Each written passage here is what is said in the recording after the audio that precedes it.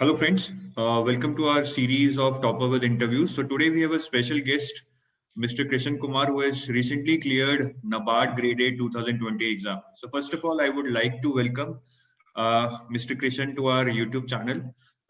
Thanks, Krishan, for taking out some time and coming on our YouTube channel to share your strategy and your experience with the candidates. Thank you, sir. Thank you. And congratulations to I'm you. really happy to be here. Thank you. Yeah, our pleasure too. And congratulations to you for clearing this prestigious exam in your second attempt and in your first serious attempt. That's a big achievement. Thank you, sir. Fine. So I'll start with a brief introduction of Krishan, right? And then I'll ask him questions related to his preparation, related to his experience, what all went in between, right? So I hope you will be able to take out some learnings from this interview and will be able to implement in your preparation. So Krishan is a chemical engineering from MNT Jaipur. He completed his engineering in 2016. Then he worked in Reliance Industries for 1 year.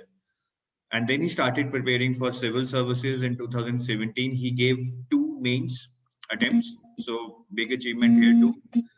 And then he started preparing for banking exams in 2019 because he wanted a backup option, a job. And he got selected as an SBI PO. Then since 2019, he has been working in SBI as a probationary officer. And in 2020, he started preparing for NABARD, as in it was his first serious attempt, though he had earlier given an attempt for NABARD in 2019. So that's a brief about him. So a lot of ups and downs. So Krishan, anything you would like to add here with respect to your journey? A lot of successes also, but I can see some failures also. Yes, sir. There were few actually. When I started preparing for civil services, I was like pretty much like I'll be able to do that, in first or second attempt. But eventually, this is the time nikalta gaya, I realized that how tough this examination has become and what all I need to do for this examination. Then eventually, I realized that I need a job first, so I started preparing for banking examination. And SBI was a preference as because there are a lot of seats actually. 2000 seats they मतलब वो लोग निकालते हैं हर साल. So I thought कि ठीक है इसमें एक chance दे सकते हैं. As compared to NABARD, seats are very less and the competition is really tough. So इसलिए last year का attempt was not much serious. लेकिन once when I got into SBI तो मुझे लगा कि ठीक है अब NABARD के लिए मैं focusly मैं prepare कर सकता हूँ. And for that purpose, Adjutant really helped me out. तो इसलिए thanks. So जो भी सारे ups and downs हैं, Adjutant has been there for me since 2019. Thanks. So I think you're being very humble by crediting your success to us, but I think it's your hard work. Though we guide, but I think at the end of the candidate, it's the hard work of the student that matters. Now coming to the next question. So I would be a little philosophical here when asking you about this. So what are the three topmost reasons which you attribute to your success? That might be support from your friends and family, that might be a good coaching material, that might be anything, that might be a girlfriend also. So three most important reasons that you think have attributed to your success. So for the like preparing for civil services, like that really helped me out. जो मतलब है syllabus इस NABARD का वो almost cover कर लेता है civil service examination, तो एक बहुत बड़ा reason. Second is online platform. Actually इतना इजी एक्सेस हो चुका है अब, मतलब मैं कहीं पे भी बैठ के कहीं पे भी किसी की भी क्लास अटेंड कर सकता हूँ. It's all because of this platform that you provide, you all like YouTube and all they provide us.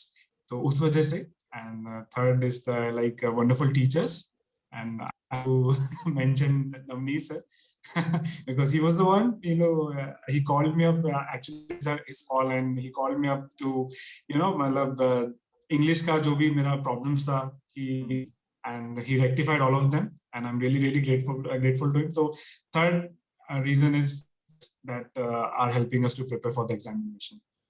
Thanks. I'll convey your feedback to Narveer sir. He would be really happy about this. And not only you, a lot of students have credited their success to Narveer sir, because I think he's personally calling them giving the feedback, which is a very important angle with respect to English exam.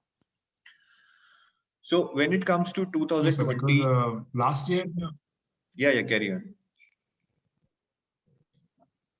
yes, sir, because last year when our marks came out, so I scored 40 marks in ESI plus ARD in paper 2, but in paper 1 in English, which was quite simple, I scored 6 marks. So I didn't know that where it went wrong, because as per me it was like, I mean, relatively good.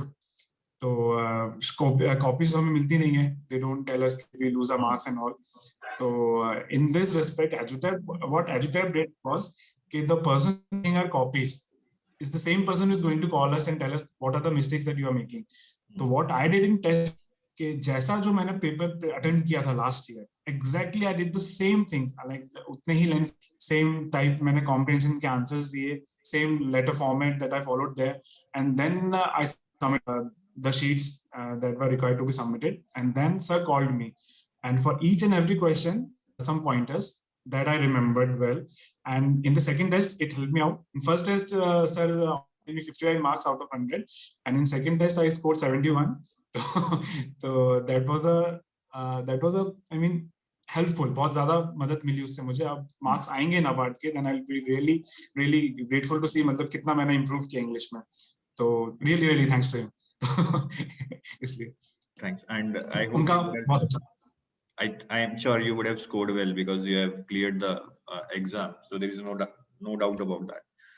So now starting with your preparation for NABARD grade A 2020, so you said you have earlier given a loose attempt in 2019 which was not serious, but when it came to 2020 आपने तैयारी कब शुरू की? क्या notification आने के बाद, या पहले ही रियलाइज कर लिया था कि पिछली बार अच्छे से नहीं दिया तो अभी जल्दी शुरू कर लेता हूँ? तो आपने तैयारी कब शुरू की?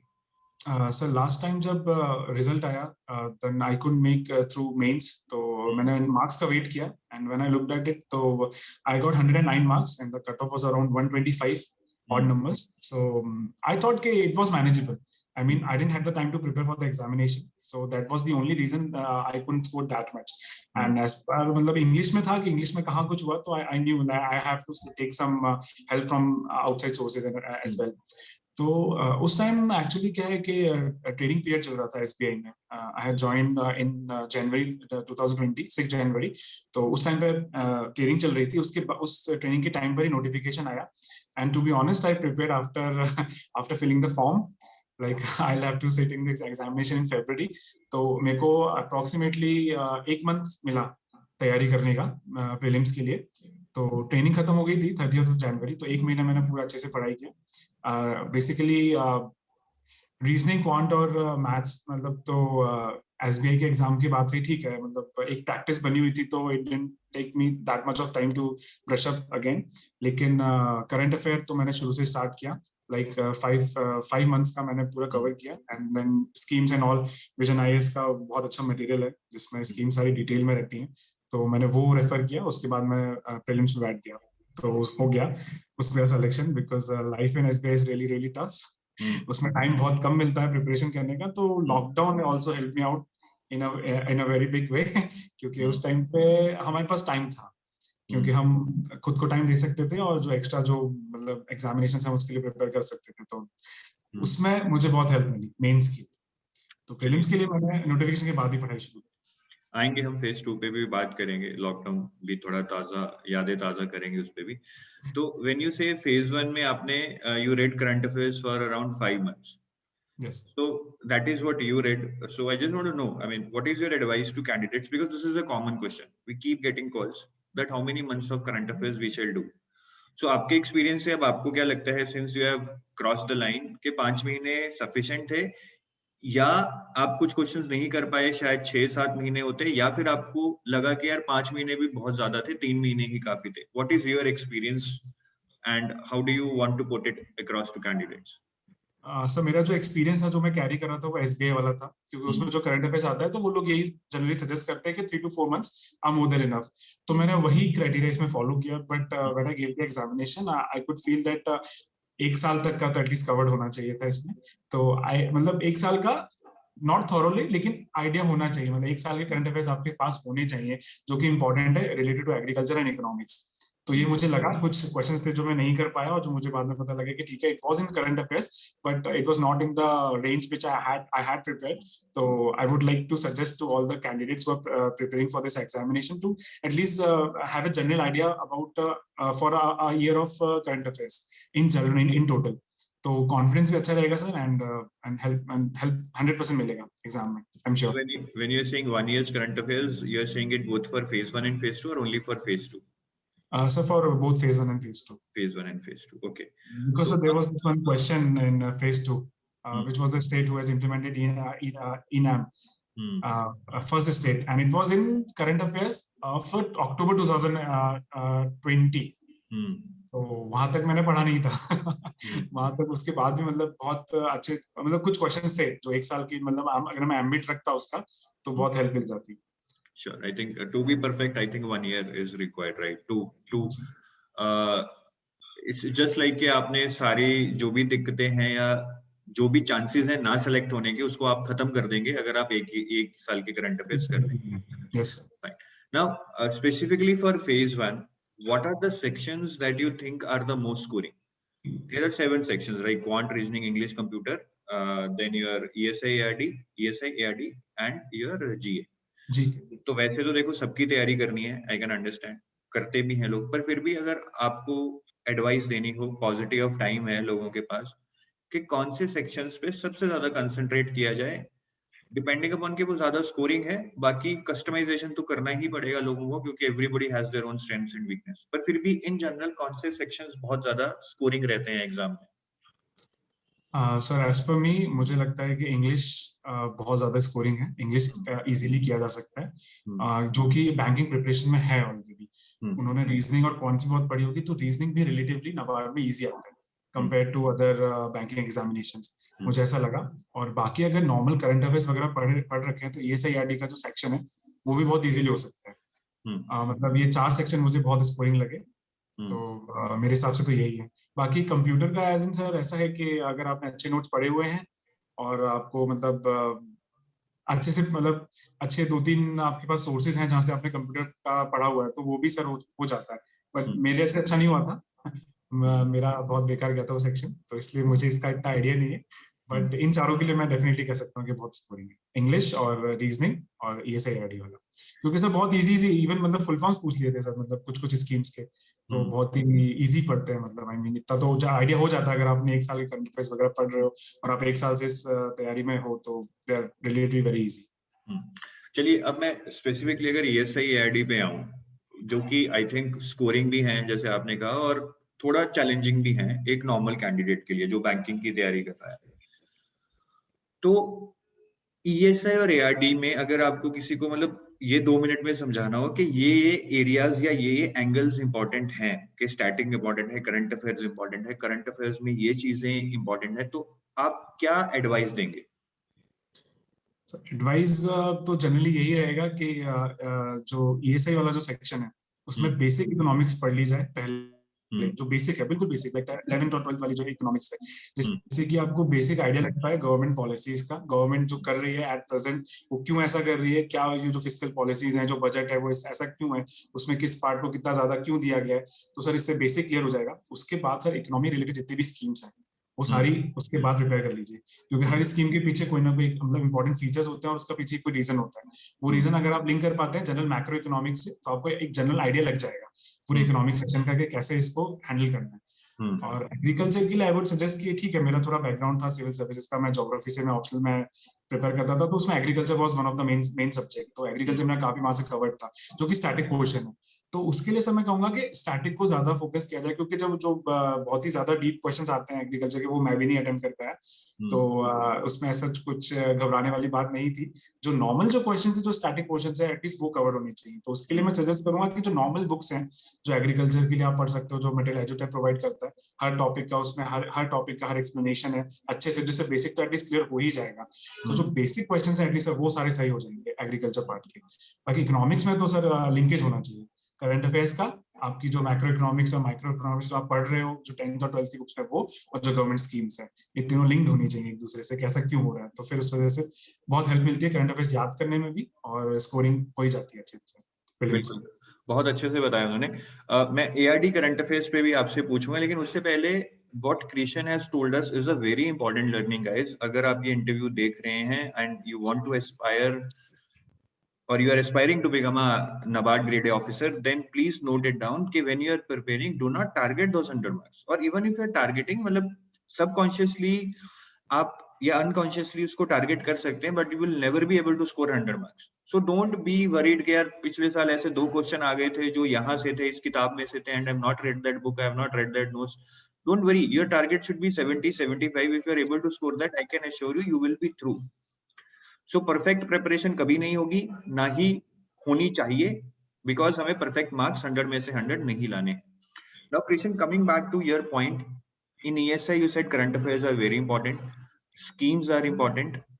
Now my question is on two fronts. First, with respect to ESI current affairs, apart from schemes in ESI, what should one do in current affairs in ESI? Second is, similarly in ARD, what is the importance of current affairs? And in ARD, what kind of current affairs? Like in ARD, should we do schemes, reports? तो आप current affairs को थोड़ा खोल के बताइए ESI और ARD के perspective। Sir उसमें एक्चुअली ESI और ARD में मेनली जो मैंने जो फोकस किया था वो स्कीम्स ही ज्यादा थे, बट लेटर ऑन रियलाइज कि मतलब स्कीम्स के अलावा भी बहुत सारे करंट अफेयर्स आता है, लाइक RBI की रिपोर्ट्स के बारे में कभी कभी ये लोग बहुत पूछ लेते हैं, और NABARD की reports are very very important. तो मैंने ये जो दोनों चीजें वो इस बार मैंने बहुत अच्छे से प्रिपेयर करी थी। जितनी भी जो NABARD की जो एनुअल रिपोर्ट आती है और वो मैंने अच्छे से प्रिपेयर करी, RBI की जितनी भी रिपोर्ट्स थी, जो भी इनकी नोटिफिकेशन थे, जो भी उस करंट टाइम के थे फॉर लास्ट 5 मंथ्स, मैंने वो सारे देखे। तो करंट अफेयर में सर एक्चुअली ऐसा है कि मतलब जिस ऑर्गेनाइजेशन के लिए हम पेपर दे रहे हैं उसके तो बारे में पूरा पता होना चाहिए कि वो एक्चुअल में कर क्या रही। मतलब अगर कुछ बहुत इंपॉर्टेंट चीज है तो they will 100% they'll highlight in the examination as well कि what NABARD is doing in this respect or that respect। तो करंट अफेयर में स्कीम्स के अलावा NABARD के लिए जो NABARD की जो इंपॉर्टेंट बॉडीज हैं और उनके उनके मतलब क्या इन्वेस्टमेंट्स है, गवर्नमेंट में क्या क्या उनमें इन्वेस्ट कर रही है, वो किन प्रोजेक्ट में इन्वेस्ट कर रहे हैं, इन सब की नॉलेज भी बहुत इंपॉर्टेंट है। तो सर करंट अफेयर होलसम मैं कहना चाहूंगा कि RBI प्लस NABARD दोनों बॉडीज के बारे में भी आपको पूरा पूरा पता होना चाहिए। और एग्रीकल्चर के लिए सर मैं बोलूंगा कि उसके लिए मैंने करंट अफेयर जो था मतलब एग्रीकल्चर सेक्शन के लिए मैंने जो भी करंट में था वो एग्रीकल्चर सेक्शन को मैंने ध्यान में रखते हुए मैंने उसको पढ़ा। But somewhere down the line I feel कि मतलब जो एग्जाम में जो क्वेश्चंस आए दे वर लाइक मोर स्टैटिक, तो थोड़े मतलब मेरे लिए टफ पड़ रहे थे वो। जो स्कीम्स वाले जो थे वो मैंने सारे हैंडल कर लिए, बट जो स्टैटिक थे जो ज्यादा डीप में थे वो मैं भी हैंडल नहीं कर पाया। तो वो आई डोंट थिंक सो कि करंट अफेयर से भी हो पाते। तो जितना मतलब मैंने मटेरियल पढ़ा उसके हिसाब से ही मैं उसको करके आया। तो इसका परफेक्ट आंसर मुझे नहीं पता कि मतलब एग्रीकल्चर के लिए कि मैं करंट अफेयर्स को किस तरह से मैं उसको अप्रोच करूं, क्योंकि वो सेक्शन मेरा इतना ठीक नहीं हुआ था, मतलब ठीक था मार्क्स आने के बाद ही पता चलेगा। चलिए, तो ठीक है, ये हो गया। बाकी क्वांट रीजनिंग इंग्लिश में आप कोई एडवाइस देना चाहें with respect to time management? क्योंकि प्रिपरेशन तो ऑलमोस्ट जनरली है, आई थिंक या तो आप कोई बुक से करेंगे या कोचिंग से करेंगे या प्रैक्टिस करेंगे, so there is no much to know emphasize on के क्या इंपॉर्टेंट है क्या नहीं, that depends upon strength and weakness. Quant reasoning में सबके अलग अलग प्रेफरेंसेस हैं। टाइम मैनेजमेंट को लेकर आप कुछ बताएं, प्रिपरेशन के दौरान कैसे टाइम मैनेज करना चाहिए, और एग्जाम में जो कि वो बहुत इंपॉर्टेंट है ना, 2 घंटे में 7 सेक्शंस करने हैं, तो वो आपने कैसे किया था प्रिपरेशन में और एग्जाम में, दोनों बताइए। सर इसके लिए सबसे मोस्ट इम्पोर्टेंट चीज है सर प्रैक्टिस। एक्चुअली ये जो मैंने फील किया, आप कितना भी पढ़ लीजिए, कितनी भी रीजनिंग क्वांट इंग्लिश आप प्रैक्टिस कर लो, कितना भी कुछ भी कर लो, पर अल्टीमेट जो गोल जो है आपको अगर अचीव करना है तो उसके लिए सब प्रैक्टिस बहुत जरूरी है। और जो प्रैक्टिस के साथ सर आपकी स्ट्रैटेजी बनती है कि आपको पेपर को अप्रोच कैसे करना है, वो मैंने कई लोगों में देखा है, क्योंकि जो मेरे फ्रेंड्स जो मेरे साथ में प्रिपेयर कर रहे थे मैंने उनमें देखा है समवेयर डाउन द लाइन वो लोग स्ट्रैटेजी को लैक करते हैं कि पेपर को अप्रोच कैसे करना है। तो मैं जस्ट एक एग्जांपल दूंगा कि मतलब मैं किस तरह से पेपर को अप्रोच करता हूँ। फॉर एग्जांपल मैं अगर रीजनिंग कर रहा हूँ रीजनिंग सेक्शन मेरे सामने आया, तो मैं कैसे करता हूँ? जो मेरी स्ट्रेंथ है, ये स्ट्रेंथ मेरी इसलिए बनी है सर क्योंकि मैंने बहुत प्रैक्टिस करी है रीजनिंग के एग्जाम्स की, रीजनिंग के पेपर्स की। तो मेरा टारगेट ऐसा होता है कि मैं पहले मिसलेनियस क्वेश्चंस पहले टारगेट करता हूँ। डायरेक्शन का हो गया, इनइक्वालिटीज हो गया, सिलॉग्स हो गया, या ब्लड रिलेशन हो गया, ये मैं पहले टारगेट करता हूँ मिसलेनियस क्वेश्चन। उसके बाद मैं पजल्स ट्राई करता हूँ, और सबसे एंड में ही मैं पजल्स करता हूँ। तो ये मेरी स्ट्रेटेजी रही है हमेशा से सारे एग्जाम्स के लिए। उसी के अकॉर्डिंग मैंने स्कोर भी किया है, तो मैंने अच्छा स्कोर किया है। तो किसी की वीक स्ट्रेंथ कुछ भी हो सकती है, वीकनेस कुछ भी हो सकती है। इंपॉर्टेंट ये है कि आप प्रैक्टिस करके आप पता लगा सकते हो कि कौन सा सेक्शन आपका बहुत ज्यादा स्ट्रॉन्ग है, और वो आपको पहले अटेम्प्ट करना चाहिए। तो टाइम मैनेजमेंट सर ऐसा है, कुछ लोग ESIRD से स्टार्ट करते हैं पेपर, लाइक मेरे फ्रेंड्स ने भी ऐसा ही किया था, बट मेरा अपोजिट था। मैं सबसे पहले रीजनिंग से स्टार्ट करता हूँ, रीजनिंग एंड इंग्लिश, उसके बाद मैथ्स, उसके बाद कंप्यूटर, GS, देन लास्ट में मैं ESI और ARD करता हूँ। लेकिन ये सर एक मतलब बिल्कुल ऐसा नहीं कह सकते कि मतलब यही पाथ फॉलो करना चाहिए, this is the way to success. ये टोटली इंडिविजुअल पे डिपेंड करता है, और वो तभी आपको पता लगेगा जब आप प्रैक्टिस करेंगे, मॉक टेस्ट देंगे।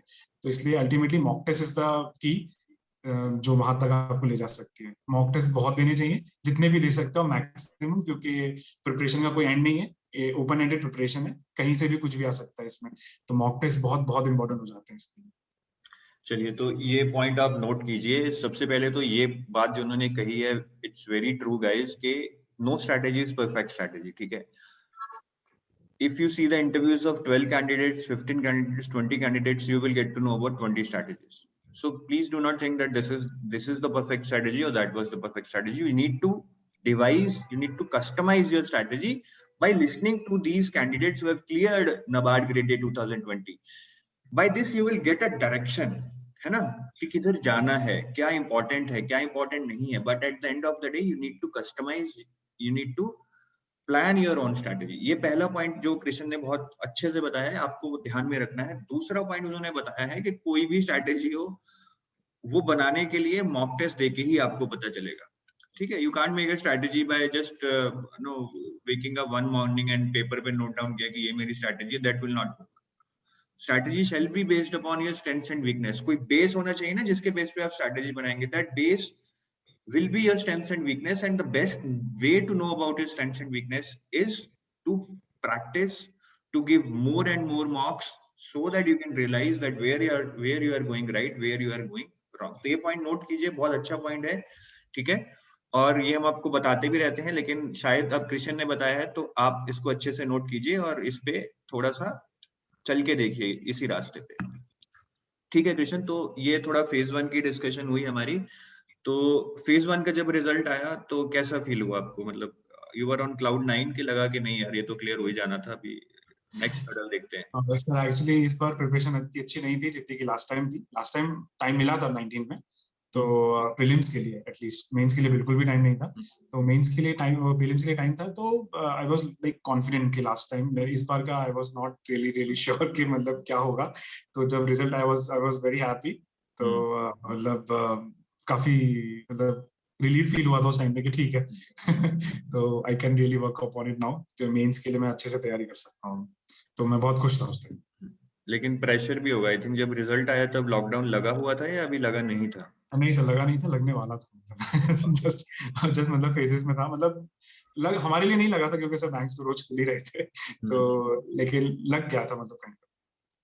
लेकिन तो फेज 2 की स्ट्रैटेजी आपने कैसे की? मतलब बहुत लंबा पीरियड था, sometimes you get frustrated, sometimes you feel relieved के टाइम मिल गया, पर पता नहीं है कितना मिला है। Paper would be in June, July, August, you never know, uncertainty थी। So how did you handle that? What was your plan? मतलब आपने कुछ डिसाइड किया कि जून तक कर लूंगा, या बस ऐसे ही चल रहा था कि जब डेट आएगी तब देखेंगे? सर एक्चुअली स्टार्टिंग तो बहुत अच्छी हुई थी। जब रिजल्ट आया तो आई वाज लाइक रियली मतलब बूस्ट अप हो गया था मैं कि now I have to prepare and all, मतलब बहुत ज्यादा अच्छे से देना है। लास्ट टाइम जो गलतियां हुई थी अब नहीं करनी है। तो एंड लाइक मैंने बजट उठाया और ना इकोनॉमिक सर्वे उठाया, और लास्ट 5-6 मंथ्स के मैंने करंट अफेयर उठा लिए, पढ़ने स्टार्ट कर दिया। लेकिन लॉकडाउन कंटिन्यू होता चला गया, कुछ भी डेट नहीं आ रही थी। तो आगे जाके ऐसा हुआ कि मतलब मेरी प्रिपरेशन काइंड मतलब फेडेड हो गया बहुत ज्यादा। मतलब क्योंकि वर्क चल ही रहा था उस टाइम पे भी, मतलब काम पे तो हमको रोज आना ही था, बट ठीक है थोड़ा टाइम मिल रहा था। लेकिन उतना कॉन्फिडेंस नहीं आ रहा था। मतलब वो मतलब एक डेट रहती है जब सामने, तो सर अच्छी प्रिपरेशन होती है आई गेस, ऐसा मेरे केस में है। तो डेट आई नहीं थी, फिर सडनली एक दिन नाबार्ड का नोटिफिकेशन आया कि they'll conduct this examination within a month। तो एक मंथ का टाइम मिला, तो उस दिन से आई prepared seriously for this examination. मतलब पूरा सीरियस होके अच्छे से जितना भी टाइम मिल सकता था मैक्सिमम मैंने टाइम निकाला इसके लिए। अपने जॉब के आवर्स के बाद जितना भी टाइम मिल सकता था मैंने पूरा टाइम इसमें डिवोट कर दिया।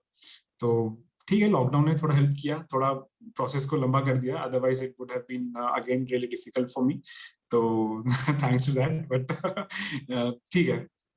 एक मतलब मैं एग्जाम के एक महीने पहले से मैंने थोड़ा सीरियसली प्रिपेयर करना स्टार्ट किया। तो आप जैसे again and again you are stressing upon के you are a working candidate, right?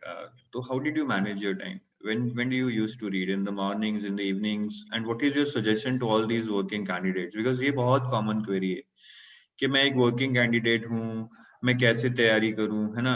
So what is your suggestion? Time manage कैसे करें और prioritize कैसे करें? I think ये दो चीजों पे just enlighten the people.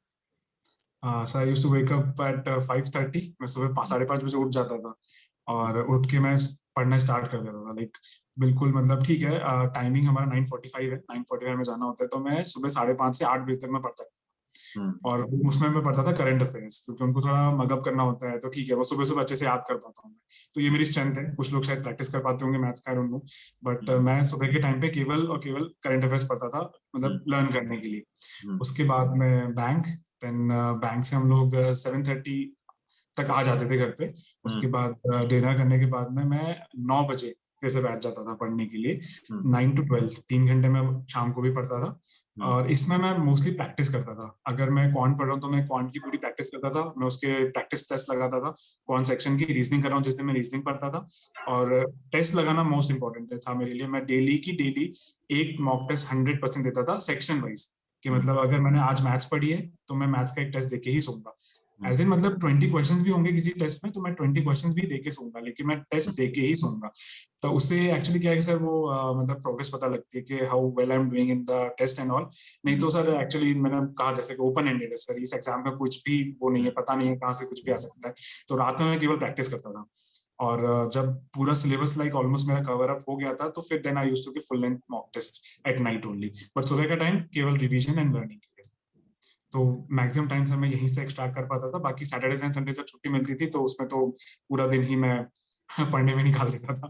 तो ठीक है, उसमें भी काफी हेल्प मिल जाती है जब छुट्टी आ जाती है। तो So guys, सुन लीजिए, आसान नहीं है, lot of sweat is behind the success.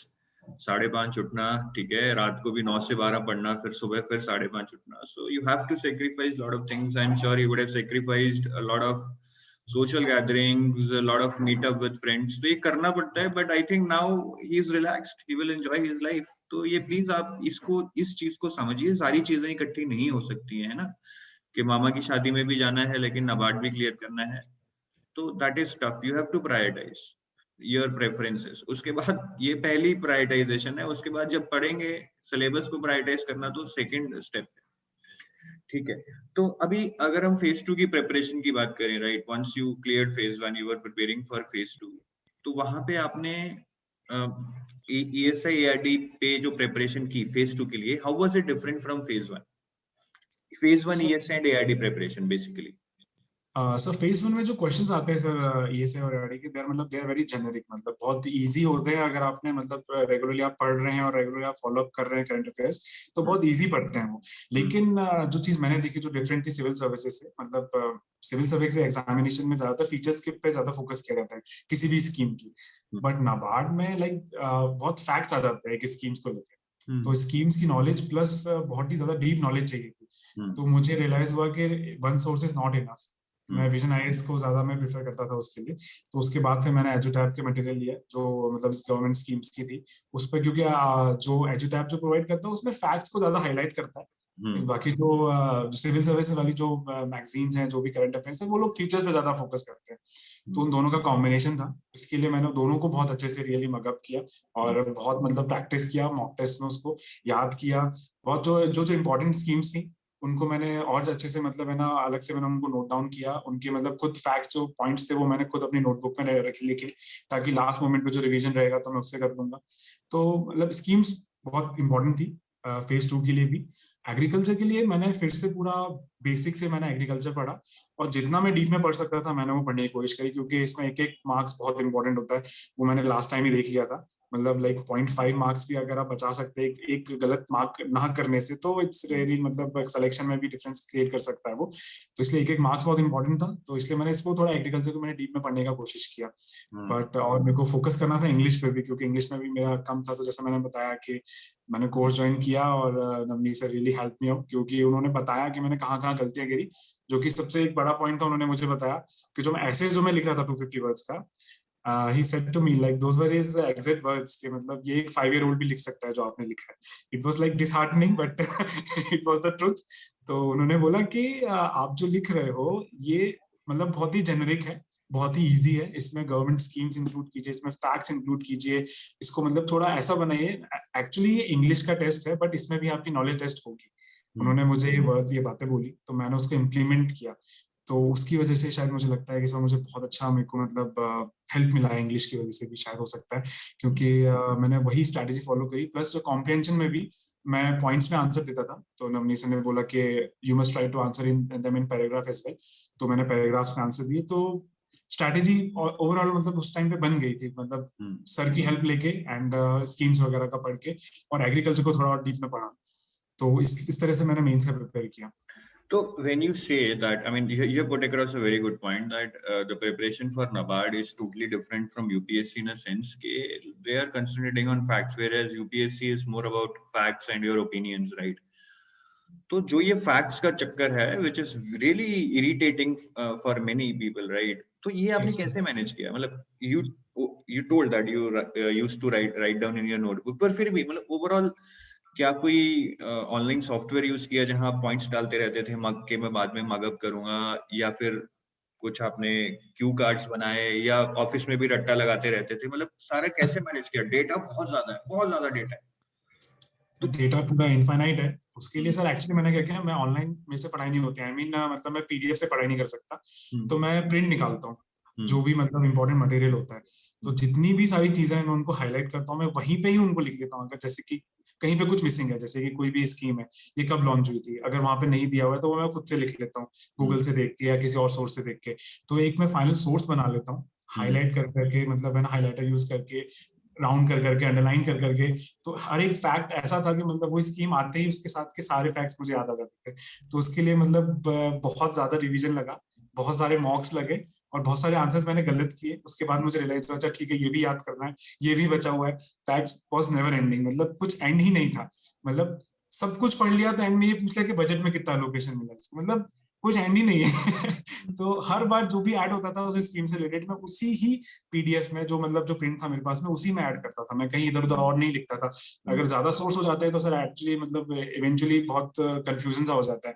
तो मैं एक ही सोर्स पे स्टक रहा, और मतलब उसी में ही मैं मतलब लिखता गया, उसी में नोट डाउन करता गया। तो एक अच्छा फाइनल मटेरियल मेरे पास प्रिपेयर हो गया था, जिससे कि मैंने मतलब स्कीम्स वगैरह के सारे फैक्ट्स वगैरह मुझे याद हो गए थे ऑलमोस्ट। इसमें भी 100% आई एम नॉट श्योर। बिल्कुल। और मैं एक इंसिडेंस बताना चाहूंगा। ऐसे ही मेरे पास एक स्टूडेंट आए थे, वो प्रिंट आउट लेके, वो कह रहे सर इसको कैसे करूं। मैंने उनको सेम टेक्निक बताई कि आप इसको हाईलाइट करो। So next day he came after highlighting the page, तो वो कह रहे सर ये सारा ही हाईलाइट हो गया है। और इसको देख के लग रहा है कि जो हाईलाइटेड नहीं है वो ज्यादा इंपॉर्टेंट है, कि वो अलग दिख रहा है। And that is the truth basically, क्योंकि इतना आपको हर पॉइंट में लगता है यार ये भी पूछ सकते हैं, ये भी पूछ सकते हैं। और सो गाइस, मतलब क्रैमिंग से आप नहीं बच सकते हैं, that is unfortunately the truth. ठीक है, तो इससे हम भाग नहीं सकते हैं, और ना ही हम कह सकते हैं कि यार मतलब ये इंपॉर्टेंट नहीं है। इंपॉर्टेंट है, पर हाँ अगर आप नहीं कर सकते तो I think NABARD is not cup of your tea, right? So ये आप पहले ही सोच लीजिए, क्रैमिंग करनी पड़ेगी। अनफॉर्चुनेटली एग्जाम का पैटर्न ही ऐसा है। ठीक है, तो इस पे हम कुछ और डिस्कस नहीं करेंगे। ठीक है, तो अब आप मुझे थोड़ा इंग्लिश के बारे में बताइए। हालांकि you have shared a lot of things, पर फिर भी आपने इंग्लिश को कितना टाइम दिया ऑनेस्टली? मतलब क्या आप डेली प्रैक्टिस करते थे एक पेपर, या फिर एंड में जाके आपने राइटिंग प्रैक्टिस की, या प्रैक्टिस की ही नहीं?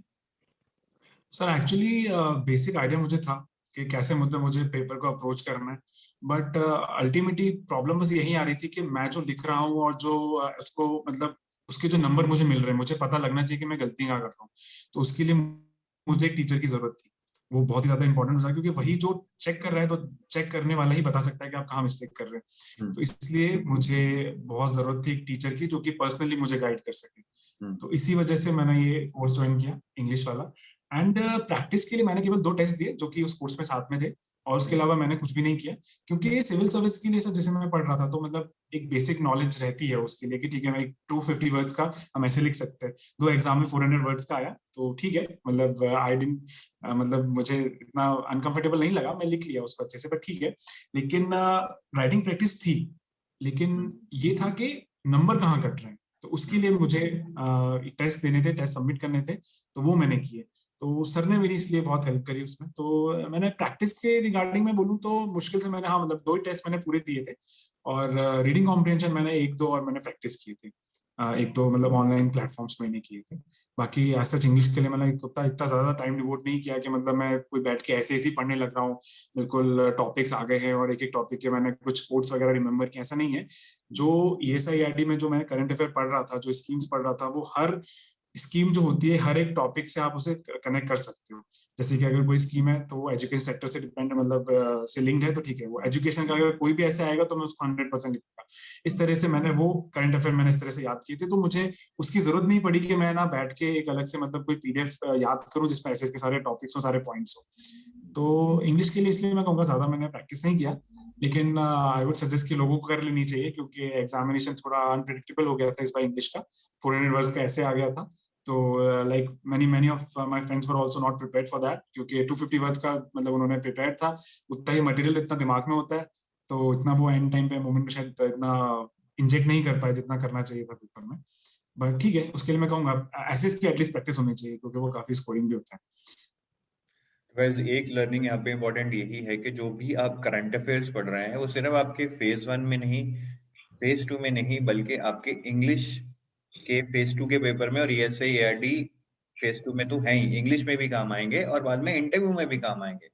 ठीक है, तो करंट अफेयर्स को एक होलिस्टिक पर्सपेक्टिव से पढ़िए, कॉम्प्रिहेंसिव वे में पढ़िए, क्योंकि इट्स नॉट अबाउट कि आपने सिर्फ फेज 1 में जाके वॉमिट कर देने हैं, ठीक है, उसके बाद आपको जरूरत नहीं है, फेज 2 में भी जरूरत पड़ेगी, इंग्लिश में भी जरूरत पड़ेगी और इंटरव्यू में भी पड़ेगी। ठीक है, और बाकी कृष्ण ने कहा कि उन्होंने कम लिखा, लेकिन ये advice to write a lot. ठीक है, बाकी इवेल्युएट जरूर करवाइए, अगर आप कोर्स में एनरोल्ड हैं तो कोर्स वाली इवेल्युएशन जो नरवीर सर करते हैं, नहीं तो अपने फ्रेंड से करवाइए, किसी से भी करवाइए। ठीक है, इवेल्युएशन जरूर करवाइए, क्योंकि लिखने का मकसद सिर्फ ये नहीं है कि we have practised, we need to know our weaknesses, we need to know our mistakes so that we can work upon that.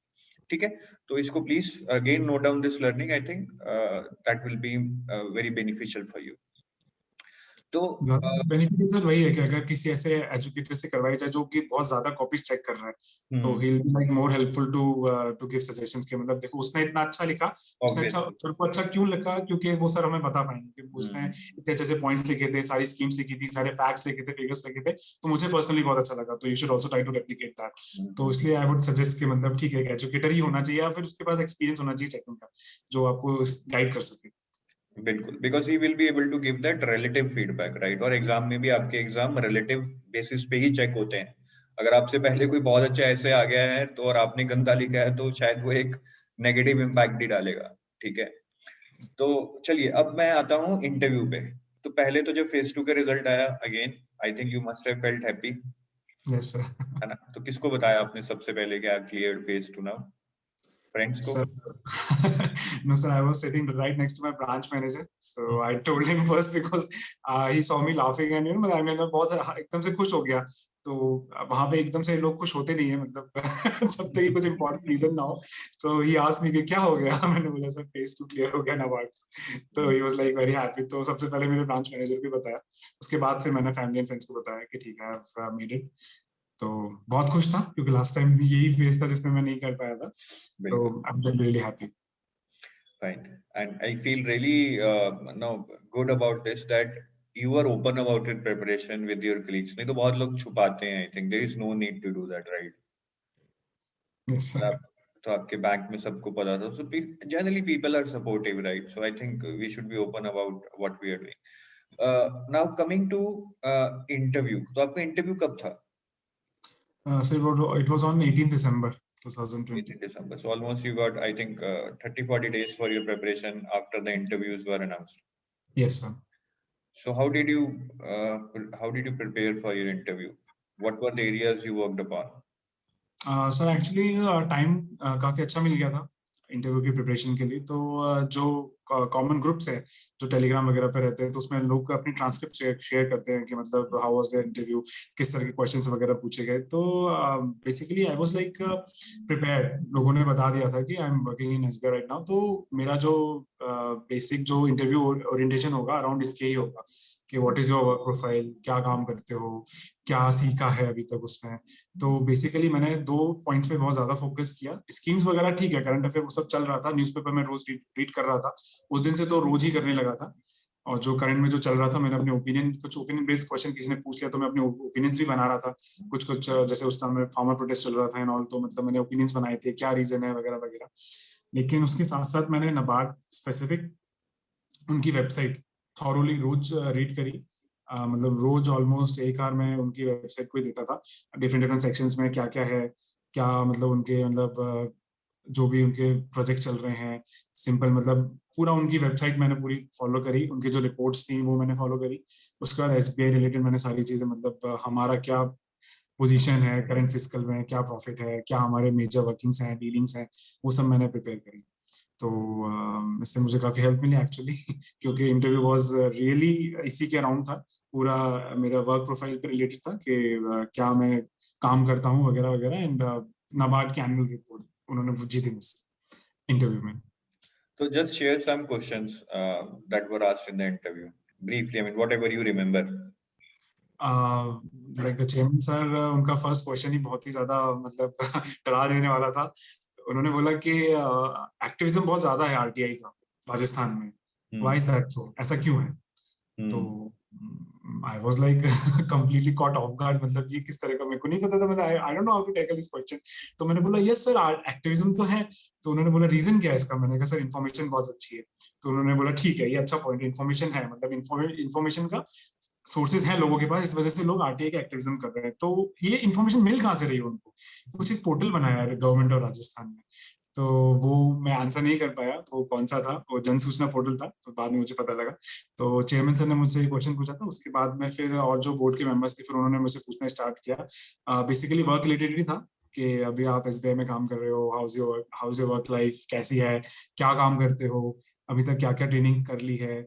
और मतलब नॉर्मल वर्क रिलेटेड था टोटली, कि मतलब क्या क्या अभी तक सीख लिया है, पी सेगमेंट में काम कर लिया है, एसएमई मतलब कोई लोन्स किए हैं क्या, जो फाइनेंशियल लोन्स है ऐसा कुछ। तो वो तो मैंने अभी तब तक नहीं किए थे। सर ने पूछा था कि रेशियोज वगैरह सब पढ़ लिए जो लोन्स देने में काम आते हैं, तो मैंने कहा सर वो अभी नहीं किए, ट्रेनिंग एंड ऑल। बाकी सर ने फिर नाबार्ड रिपोर्ट के बारे में मुझसे पूछा कि क्या क्या इंपॉर्टेंट फंड्स हैं नाबार्ड के, वो बताइए। और उनसे रिलेटेड कोई प्रोजेक्ट जो चल रहा था अराउंड हमारे, तो हमारे पास में उदयपुर में ही है एक जगह, वहाँ पे वाड़ी प्रोजेक्ट चलता है, उसका मैंने एग्जाम्पल दिया। एक एसएचजी चलती है मिल्क वाली, तो मैंने उसका एग्जाम्पल दिया। और एक एफपीओ है अजमेर के पास, मैंने उसका एग्जाम्पल दिया कि नाबार्ड किस तरह से उनका मतलब हैंड होल्डिंग करके उनका सपोर्ट कर रहा है। और फिर मैम थी जो शायद साइकोलॉजिस्ट थी आई गेस, तो उन्होंने मेरी लर्निंग्स पूछी थी अब तक कि इतनी सारी जॉब्स आपने देख ली हैं, ठीक है, रिलायंस में थे, अब एसबीआई में है, क्या जो लर्निंग है जो आपने सीखी है वहाँ पे। तो वो लर्निंग्स मैंने बताई। तो ओवरऑल मतलब interview was good, not I mean not that bad. सारे आंसर्स मैं नहीं दे पाया था obviously, but I kept smiling. तो मैम ने पूछा भी था कि आप अभी स्माइल कर रहे हैं या हमेशा करते हैं तो मैंने कहा मैम मैं हमेशा स्माइल करता हूँ। तो ठीक है, मतलब board member were very very Frank, तो मतलब बहुत अच्छा एक्सपीरियंस था वो भी। तो इतना डरावना नहीं था, एक्सपेक्ट करके यार सोच के गया था। तो it was really really good experience for me. नहीं, ये बात तो है कि when I am interacting with you, I am getting that positive energy from you, from that smile. तो वो शायद आपकी ingrained है, you are not making an effort for that, so that I can see. So ये बहुत अच्छा है. So I would suggest कि ऐसे ही रहना, ठीक है? It creates a positive energy in your environment. और बाकी उन्होंने आपको मतलब थोड़ा कुछ हार्ड फैक्ट्स भी पूछे क्या? मतलब वन लाइनर टाइप्स के, इस स्कीम के बारे में, इस स्कीम का एलोकेशन बताओ, ऐसा कुछ? यस सर, एक्चुअली उन्होंने पूछा था मुझसे कि नाबार्ड और एसबीआई में, हमको एक रिलेशन पूछा था उन्होंने, is there any relation between NABARD and SBI. तो वो बहुत ही ज्यादा टफ पड़ा था, मतलब मुझे इतना आइडिया नहीं था उसका। तो उन्होंने बोला था कि यू मस्ट हैव नोन, कि मतलब आप इंटरव्यू के लिए आए हैं तो कुछ तो लिंक सोचा होगा आपने। मैंने कहा नो मैम, तो मैं इस बारे में आंसर नहीं दे पाया था। तो एक यही था जो मतलब एकदम से हार्ड लाइनर टाइप था कि मतलब मेरे को बिल्कुल भी समझ नहीं आया था कि इसके लिए क्या बोलूँ। एक ऐसा ही क्वेश्चन था, बाकी तो नॉर्मल कन्वर्सेशन ही था, मेरे को ऐसा लगा। तो इजी था, मतलब कोई ज्यादा डिफिकल्ट नहीं था वो। इंटरव्यू के लिए any advice you want to give to candidates? Any advice? Interview के लिए आई वुड से कि बी कॉन्फिडेंट और जो ऑर्गेनाइजेशन अगर आप जिसमें काम कर रहे हैं उसके बारे में पूरा पता होना चाहिए, क्योंकि वो कुछ भी पूछ सकते हैं। क्योंकि because there was this one guy जो जिसने इंश्योरेंस सेक्टर में काम किया था, तो उससे काफी हार्ड क्वेश्चंस पूछ लेते हैं because and he was not very prepared. तो अगर कोई बैकग्राउंड है आपका, अगर कहीं पे आप काम कर रहे हो, तो 100% आपको उससे रिलेटेड क्वेश्चंस पूछेंगे ही पूछेंगे, और वो थोड़े टफ भी हो सकते हैं। बाकी तो नॉर्मल नाबार्ड के बारे में पढ़ के जाइए, तो board members are really really very good, मतलब बहुत अच्छे हैं, फ्रैंक हैं, अच्छे से पूछते हैं। तो इतना कुछ टेंशन वाली बात नहीं है, लेकिन अपना बैकग्राउंड पूरा अच्छे से कवर होना चाहिए। That's all I would like to suggest that. So guys, I think the verdict is के ज्यादा मतलब नबार्ड के बारे में पढ़ो, अपने बारे में खुद को जानो, then only I think you will be able to do justice to an interview. ठीक है, तो बायोडाटा फॉर्म में जो भी लिख रहे हैं थोड़ा सोच समझ के लिखिए, और जो भी कर रहे हैं अपने एनवायरनमेंट में जो भी हो रहा है आपसे रिलेटेड, ठीक है, आपकी जॉब में, आपकी स्टेट में, तो उसके बारे में थोड़ा सा जानिए, जानते नहीं है तो पढ़ के जाइए, ठीक है। So that was it from my side. I think I have covered in detail about phase 1 and phase 2 and interview. Any other area which I would have missed and you would like to tell candidates regarding anything? ठीक है sir, gas मतलब पूरा cover हो गया इसमें। Otherwise तो sir ये मतलब बहुत ही वास्ट है, इसमें नंबर ऑफ क्वेश्चन बहुत सारे आ सकते हैं। आई डोंट नो, मतलब ठीक है, अगर कभी किसी मुझसे पूछे तो मैं बता दूंगा, बट अभी के लिए तो आई थिंक मतलब सफिशिएंट है, पूरा कवर हो ही गया sir. Thanks, Kishan. So I'm really happy that you came on our channel, shared your strategy, and I can tell you that this is again one of the most honest interviews I have taken, and I can vouch for it that people who are being selected in NABARD, they have one common quality which I am able to decipher, is that they are being honest about themselves. ठीक है, तो please ये मेरी observation है, कोई कह नहीं रहा है, but do not try to fudge your profile, do not try to be over smart with them कि मैंने ये किया वो किया, जहां आपने नहीं किया है, ठीक है। और जो आपने कुछ गलत भी किया है, if they ask you accept it, ठीक है। कोई गैप है, कुछ भी है, आपकी स्टडीज में गैप है, जॉब में गैप है, तो don't try to be over smart, ठीक है, बिकॉज जितनी आपकी एज है शायद उससे ज्यादा उनका वर्क एक्सपीरियंस होगा। Please try to understand, right. और वो दिन में 10 इंटरव्यू ले रहे हैं, महीने में 300 इंटरव्यू ले रहे हैं, they know what type of candidates are there, so they will put you in one of those brackets and that will decide your fate, ठीक है। तो thanks Kishan once again, and it was pleasure talking to you, and I wish you best of luck for your future career in NABARD, and I'm sure you will relish this career. Thank you sir, thank you so much. Okay, bye bye. Bye bye.